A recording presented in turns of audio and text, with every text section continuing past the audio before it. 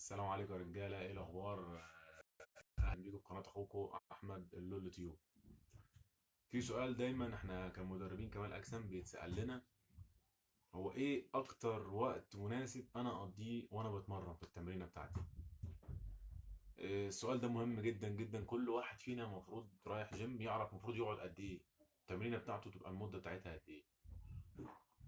السؤال ده طبعا ملوش اجابه ثابته، لان هو بيختلف من شخص للتاني. بيختلف حسب الهدف بتاع كل واحد، حسب المدة اللي بينامها كل واحد، حسب التغذية بتاعت كل واحد، حسب طبيعة المرحلة اللي فيها كل واحد. مرحلة من التمرين، واحد مبتدئ، واحد متقدم، واحد محترف. طبعا هنا انا كلام عن الشخص العادي، مش الكلام، مش اللي بياخد حقن، مش اللي بياخد هرمونات، مش اللي بياخد منشطات. الشخص الطبيعي الرياضي. الحكاية دي بتتأثر بعدة عوامل: التغذية بتاعتك والنوم بتاعك، لأن أنت لو مش بتنام كويس أو مش بتاخد تغذية الكافية بتاعتك، ده بيأثر على الوقت اللي أنت بتبقى فيه في الجيم. بتحس إنك بتتعب بسرعة، ترهق بسرعة، ما بتقدرش تستفيد من تمرينة كاملة. المهم يعني علميا تمارين رفع الأوزان اللي هي كمال الأجسام المفروض ما تزيدش عن 45 دقيقة.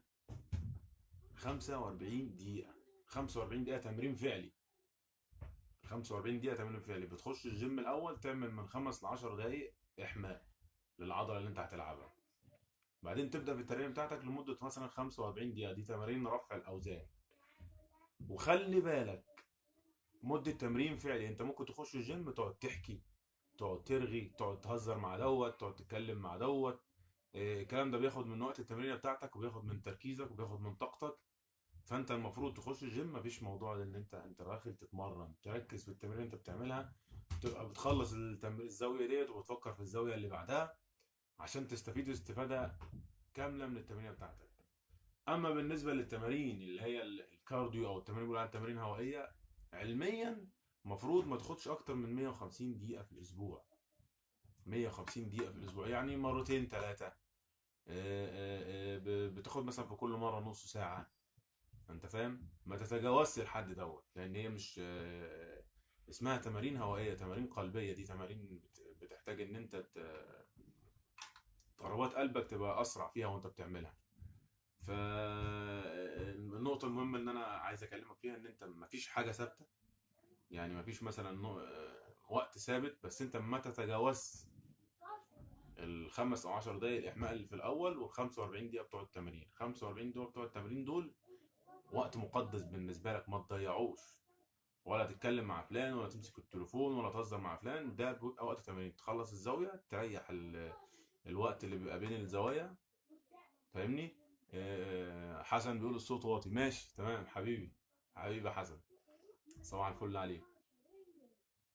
تحاول تركز في تمرينتك، ما تضيعش وقتك، بحيث ان انت تستفيد اقصى استفاده من التمرين. لان انت وانت بتتمرن اول ما بتبدا تمرينك بيبقى بيحصل فرز الهرمونات النمو وانت بتلعب، بتساعدك على التمرين. بمجرد انك بتتجاوز ال 45 دقيقه ولا 10 دقائق دول، يعني الساعه تقريبا، بيبدا بقى هرمونات هدم تشتغل. يبقى انت بتتمرن وما بتستفدش، بتتمرن وتخس. فاهمني؟ لان انت ضيعت وقتك، ما استفدتش من التمرينه، قعدت تتكلم، ما ركزتش. بتفقد الهدف اللي انت رايح منه التمرين. طبعا الموضوع بيختلف يا جماعه من شخص للتاني، حسب نومك وتغذيتك والمرحله اللي انت فيها من التمرين. وكل ده طبعا انا بتكلم على الشخص الطبيعي. الشخص بتاع المنشطات والهرمونات ده اللي بيقعد ساعتين في الجيم وساعتين بالليل وساعتين بالنهار، ده احنا ملناش دعوه بيه اساسا. ده مش رياضي، ده ملوش علاقه باللعبه.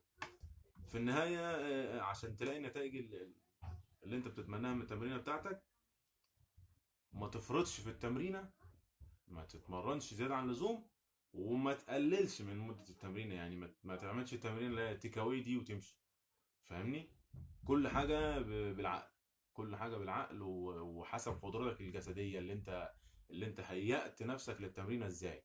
نمت كويس وكلت كويس وجهزت التمرينه بتاعتك، بتخش تنفذها وبتمشي. كده انت استفدت من التمرين. لكن تضيع وقتك، ما تروحش احسن يعني. فطبعا اي استفسار بخصوص وقت التمرين والمده اللي المفروض تتمرنها ديت، لو حد عنده اي استفسار يكتبوا لي هنا في التعليقات وانا هرد عليكم، وهسيب لكم لينك قناه اليوتيوب